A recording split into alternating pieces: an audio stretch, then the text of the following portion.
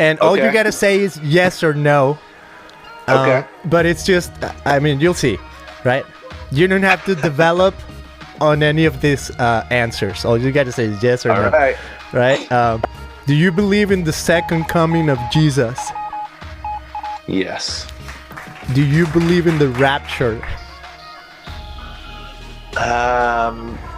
Yes.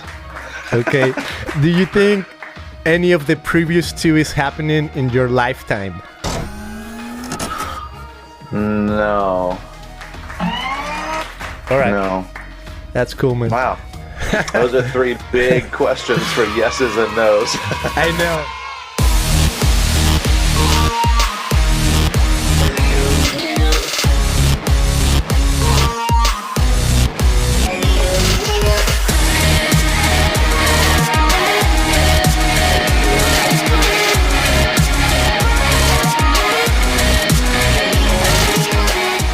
How are you doing, my friends? I'm so glad to be here with you on this beautiful, sunny California day. Today we have a special guest. We can't wait for you to hear from him. But first, I thought it would be cool to cast out our vote for our favorite conspiracy theories. Do you have a favorite conspiracy theory?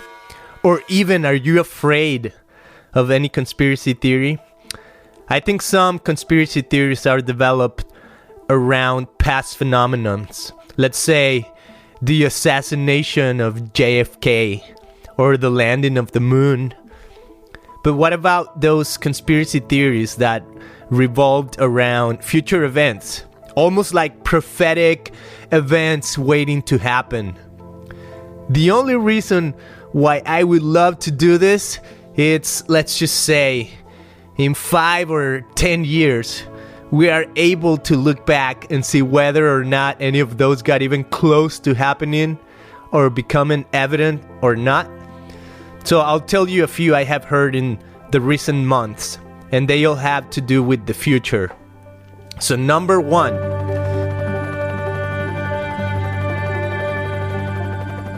The Earth is flat, or flat Earth. What do you think? Is NASA really plotting against humanity? I have a really good friend who a few years ago came to visit me from my native city, Guadalajara. And the first thing he said when he got to Los Angeles was, "Beto, as I was on that airplane, I confirmed that the Earth is flat. I never thought that they would come." But there you have it. Do you know anyone who believes in flat Earth? Well, that's number 1. Number 2, 5G networks are bad for our health. The bottom line reads the website called Medical News Today, and I'll quote, "There is certainly evidence that ties RF EMF exposure to a small increase in the risk of developing certain cancers and other adverse health outcomes." I end quote. So there is some evidence of 5G networks being bad for our health. I've heard similar stories since the invention of the flip phone. Remember that these devices you held so close to your head would cause all kinds of health risks? Well, that's kind of the normal side of any wireless wave.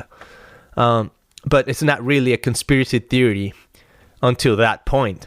But really where the perception of something funky happening is that 5G technology will be used as a weapon for global population control, to reduce the number of people in the world and control the people who remain.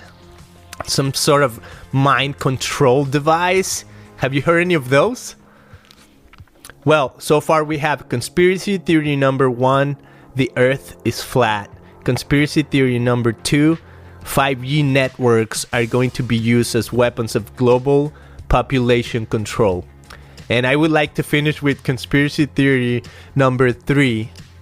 Bill Gates is behind a program to create a global vaccine or chip implant.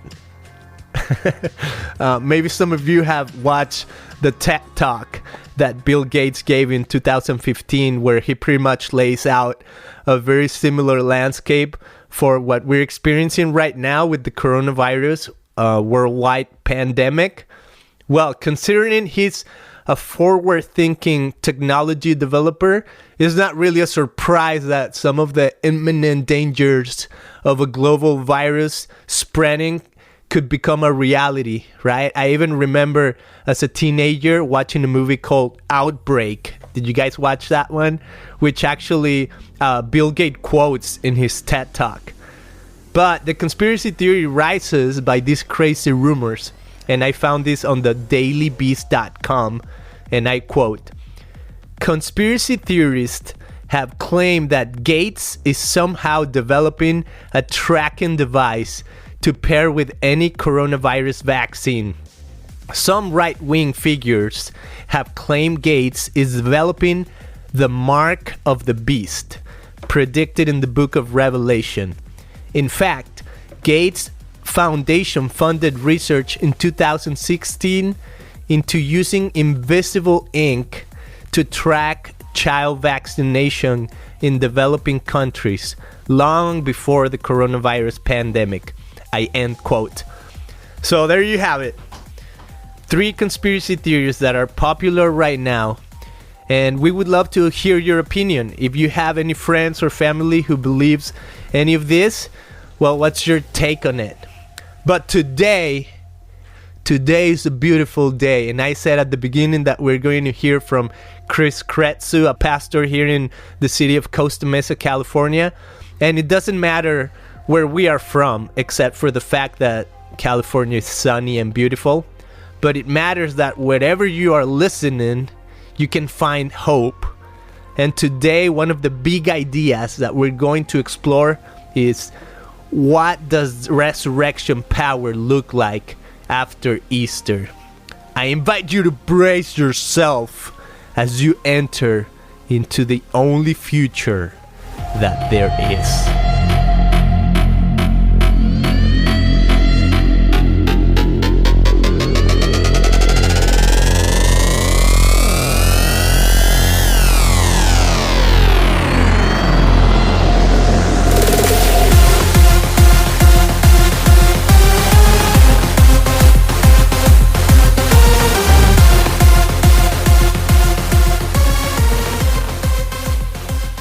Well, hello everybody. You guys know me. My name is Beto Gudiño.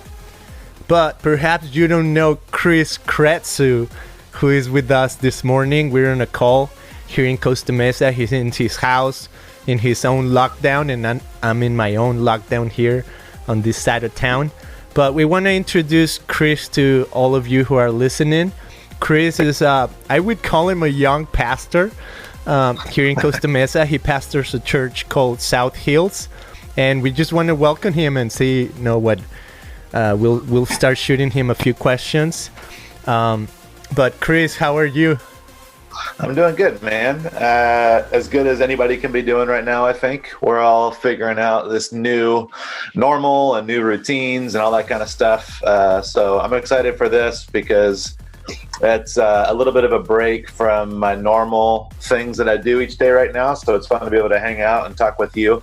But yeah, it's a little bit crazy. I've got a couple kids, and so we're all on lockdown in our apartment right now. And so just trying to figure out family dynamics. It's a family of 4 in a little apartment. So good times. Good times, man, for sure. Well, Chris, again, thank you for being here. I already mentioned you're the pastor of SouthHills, a church here in Costa Mesa. But I know that besides being a pastor, and this is prior to COVID, I would see your post, like you love going to concerts. And for sure right now it's not happening. But what kind of music do you like? Is it indie music, rock music? Oh, man. It sounds like a little bit of a cop-out answer, but I really like most music. I don't like kind of new country music. So I grew up in the South. I actually grew up in North Carolina, And so I grew up listening to a ton of country music, like in the late 80s, early 90s. And so there's some of that stuff that I really like, and some of the more classic, like Johnny Cash, Merle Haggard, that type of stuff that I like. But I don't really like much of the new country music. It just feels a little bit silly to me in some ways. I really like rap music and hip hop. I I love listening to old stuff like Naughty by Nature. And I don't know, it's just like so fun. And so I'm kind of all over the place. And I basically always have music playing. And sometimes it drives my wife nuts. But I mean, I find it pretty rad that you seem like an avid, music lover, but you're also a pastor. And I mean, I'm sure there's pastors in, all kinds of backgrounds, but I find it almost like unique about you. Does it influence, the way you do church? Yeah. Yeah, I think so. I do listen to some worship music. There's definitely times where I intentionally choose that. Worship music for sure has, there's a lot of gifts to listening to worship music outside of a Sunday morning experience. For most people, in my church at least, they only listen to worship music when they're at church. And so one of the things I try and teach them is that, one of the reasons why we would listen to worship music is because it fills our hearts with the truth of who God is and the truth of our relationship with God. And so, especially over these last few weeks, we've put together a few different worship playlists for our church just to be like, hey, here are some songs that you can listen to that'll help fill you with a sense of hope. And so we made one of those playlists as more of like upbeat songs, and one of them is a little bit more like mellow songs, depending on people's mood. And so when I study and when I write, because like I said, I always have music on. So I've got a few different playlists of different artists or different albums that I listen to when I study and write. Most of those are instrumental albums. So there's a group called On Earth. Actually, one of the guys in that is a guy, Michael Gungor, who used to make a lot of music. So he doesn't really do Christian music anymore, but he does this group called On Earth. And they do just really great instrumental, like very kind of movie soundtrack sounding. So I listen to them. Sometimes, so I used to be in a metal band also back when I was in high school. And so that's why. I don't listen to too much metal anymore. And if I do, it's older stuff. But I listen to, there's a band called This Will Destroy You. And it's a very, very heavy sounding name. But it's instrumental music, and it kind of has like this very cinematic flow to it. So it starts off very mellow, and then it builds to be this huge kind of crescendo. And so I'll listen to a lot of that type of stuff when I am studying or writing a sermon, just because lyrics, whether they're Christian lyrics or appropriate lyrics or not, lyrics when I'm studying and reading, they just distract me anyways. So that way with the instrumental music, it just kind of puts me in a different state. Awesome, man. Yeah, I think music can help, kind of like set the right atmosphere for our specific endeavors sometimes. That's great, man. Well, I want to ask you, what was special about SouthHills this Easter? Every church in the world was probably like live streaming, but other than that, what were your like big takeaways in the way you guys were doing church this past Easter? So SouthHills is, as a church, we're super focused on reaching people that don't currently go to church, or that maybe don't want to go to church, which seems like a weird group of people to go after. But our mission is really to connect with people that are disconnected from church and from God. And so everything that we do, whether we're having our normal services where we meet in person, or then we've tried to switch to do this online as well, we've really tried to figure out how can we provide easy opportunities for folks to invite their friends to church, and then how can we speak honestly about what's going on in our real lives and pair that together with what Scripture teaches and what Jesus is calling us to do. Because I feel like sometimes, especially for pastors like myself, I know. You're a church or you're a content creator and you're looking for those royalty-free songs so that you don't get all those strikes when you try to put a video on Facebook or YouTube or any other social media. Well, I have the solution for you because Soundstripe offers me royalty-free music, sound effects, and video. And if you go now and enter promo code Christian Podcast as one word, Christian Podcast, you are gonna get 10% discount on your Soundstripe subscription. So go to christianpodcast.com and click on the tab that says royalty-free music, sound effects, and video, and it'll take you to Soundstripe. Enter promo code Christian Podcast and get 10% discount. Like I can get really lost in talking about spiritual things, and it doesn't have really much to do with the day-to-day life that somebody lives. It's a topic of theology or it's a topic of whatever it might be. And it's good and it's fun to talk about, and maybe it's even important. But for a person that's disconnected from God or that isn't going to church, it doesn't really make that much of a difference to them, And so for Easter this year, we tried to combine a few of those things. So one of the things that we did was we sent out a video, our children's ministry, with like a dance routine, and they had all of the kids film themselves doing this dance routine to the Elevation song, Echo. You know that song with Sure. Shawn Wells? Yeah. So it's a fun, like super upbeat song. And so we got like, I don't know, probably 20 or 25 different kids to send videos back of them like doing the dance that was choreographed to that song. And so we cut those all together. So it kind of cut back and forth, but different kids, different homes, different ages. Nice. And it was super fun. I mean, honestly, it's interesting, the things right now with everything that's going on, the things that are a bright spot that maybe you wouldn't have cared about before, now all of a sudden it's like, that's really special. There's people that don't even have kids, let alone a kid in the video, that video meant so much to them just because it felt like there was joy, there was some sense of normalcy, people were trying to do something together, so and the other cool thing is that, all of those kids and all of their parents, they all invited their families to come and watch service online because this video was going to be in that service. So we did that. This was the first Sunday over the last 6 weeks that we've actually had a full band. So we filmed a band. We put them all 6 feet apart and made sure we stayed well within the boundaries. But we felt like it would be a good Sunday to kind of bring back kind of that full sound that we've been missing over the last few weeks as we've been under quarantine. And then for the message, again, I just try to take this Easter story that for some people it feels unbelievable. The resurrection piece is a big leap for some people. So I try to take this Easter story and tie it together with the reality of what we're wrestling with today.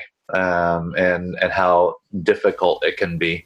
And I can talk more about that, but I don't know how much you want me to give a sermon here. So no sermons, man. We want you to play the drums and play some metal songs.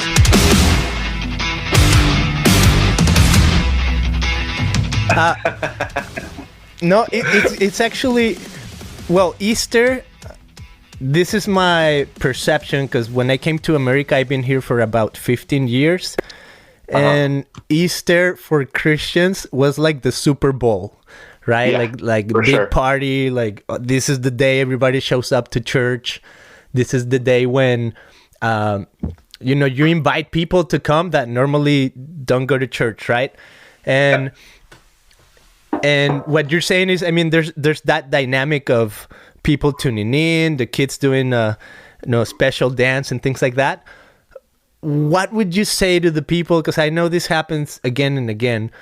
To the people that experience like the resurrection power of Easter, but then, a couple weeks later, you're still under quarantine, you're still on lockdown, or whatever circumstance might be happening, right? Maybe the economy reopens, but now you're struggling with your business and things like that. What does Easter look like after Easter? Yeah, it's a great question. And it's one that we're all wrestling with, right? Because even for this year, even though it was all different, we put in all this work and effort, and then we all woke up Monday morning in our homes under quarantine still, and so it's kind of just back to that weird reality. I think that it's important to recognize a couple things. There is... I'm trying to think of the simplest way to say this. For us, the resurrection is what makes all of who Jesus claimed to be true and trustworthy, right? The resurrection is his overpowering of the kingdom of death, sin, darkness, all of that. And that's what is able to give us this invitation into eternal life with God. But being a Christian, really, everything that we learn about being a Christian comes from before the resurrection. It comes from Jesus's teachings. That's how we navigate, the life. The resurrection just gives us this assurity and this confidence that it is worth it, if that makes sense.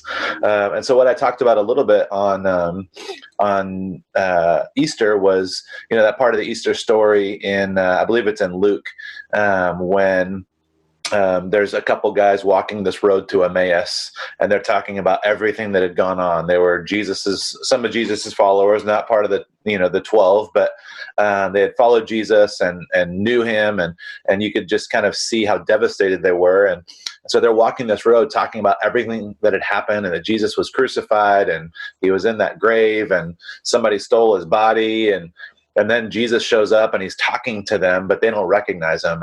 And it's this interesting thing where they're walking, and Scripture says it's a 7-mile journey to Emmaus, and all of a sudden they recognize Jesus, and he disappears. And then they say this line. They say, "Didn't our hearts burn within us?" And so, kind of like looking back at the conversation, they recognize God was with us in this, And so I talked about that with our church of saying, man, this feels like a 7-mile road where everything that we hoped for and believed, and the way that we built our lives and the things that we valued, it's all been turned upside down. And many of us may feel like God has forgotten about us, or that God is not with us.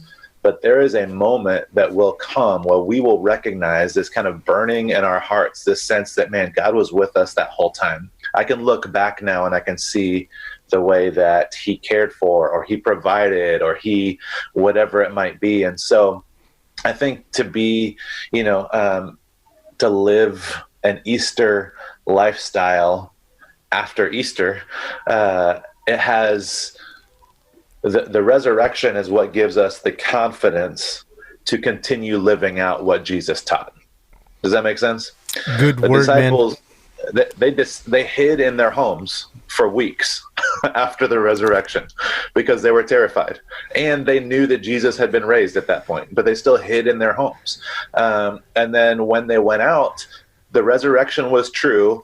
And they were still mocked and hassled, and almost all of them were martyred for different things. So it's like the resurrection does not equate to everything working out perfectly or being easy. The resurrection is, man, I now have the confidence to continue living the way that Jesus told me and taught me, and showed me how to live. So, yeah, that's kind of my thought there.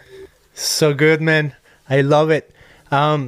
In the future, and I'm saying like the near future, what are some of your biggest concerns as a pastor? Yeah, that's a good question. There's different kinds of pastors. Some pastors really love teaching. Some pastors really love evangelism. Some pastors really love caring for the church members, and just kind of like, but so I kind of fall mostly into that last category of how do I care for people that are part of the church. I enjoy the other pieces, but I feel like I'm kind of uniquely gifted as kind of a shepherd pastor type. And so the concerns that I have mostly, or the ones that kind of continue to top my mind, are how to help people connect with each other, and care for each other. So it's been cool to see that has happened even over distance, for a portion of people, but there's probably about 30 or 40% of our church that hasn't really been connecting online or in these other ways. They may be watching the services, but they're not joining groups or anything like that. And so I'm concerned for them. I'm worried for them. And then whenever we're allowed to start meeting again, there will inevitably be a portion of people that are excited about that and want to get back together, and a portion of people that are hesitant and are not ready for that yet, Mm-hmm.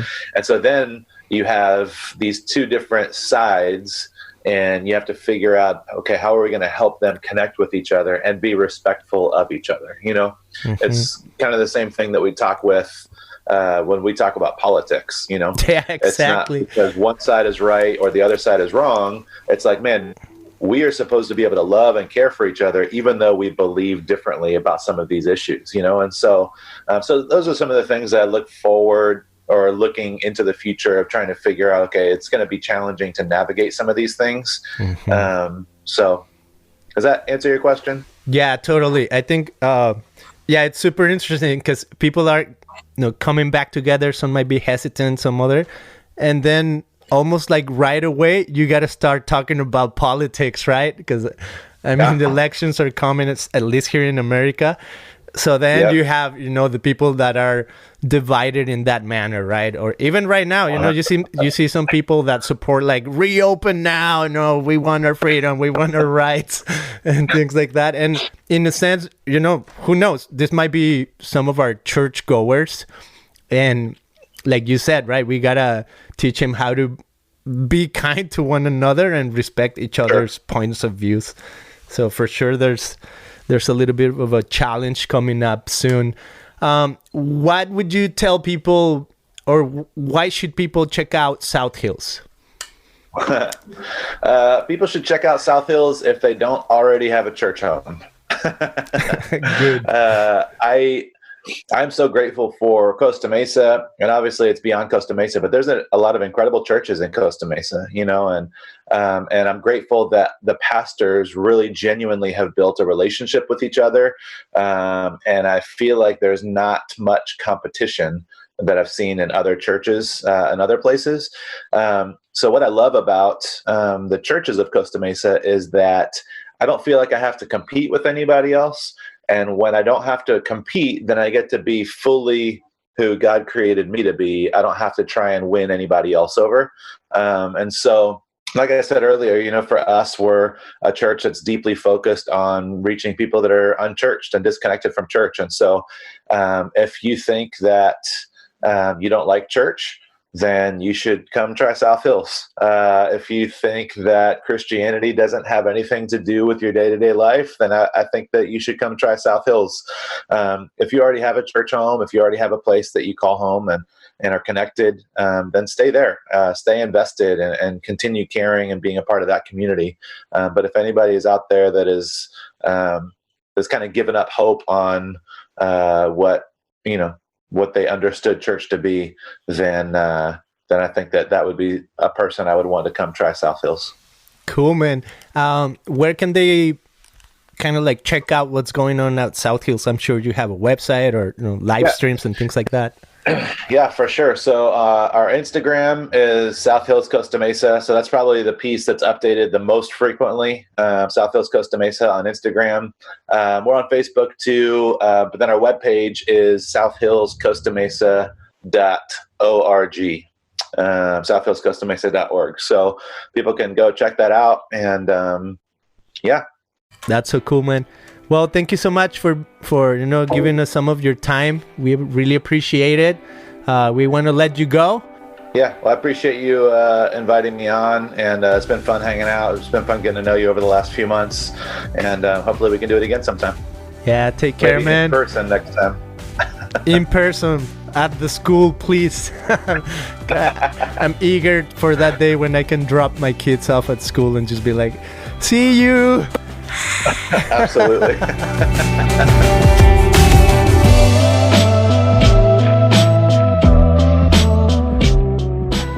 So good. Well, we would love to hear from you. If you care about this podcast, why don't you visit us on iTunes and give us a positive review? Share this podcast with your friends. If you want to know why I owe $10,000, go right now to christianpodcast.online and check out my blog on how I went into a $10,000 debt. Send us a message. Follow us on Instagram and Facebook at Christian Pod On. Stands for Christian Podcast Online. So Christian Pod On. And thank you so much for tuning in. This is the best Christian podcast, the last radio on earth, right after the apocalypse.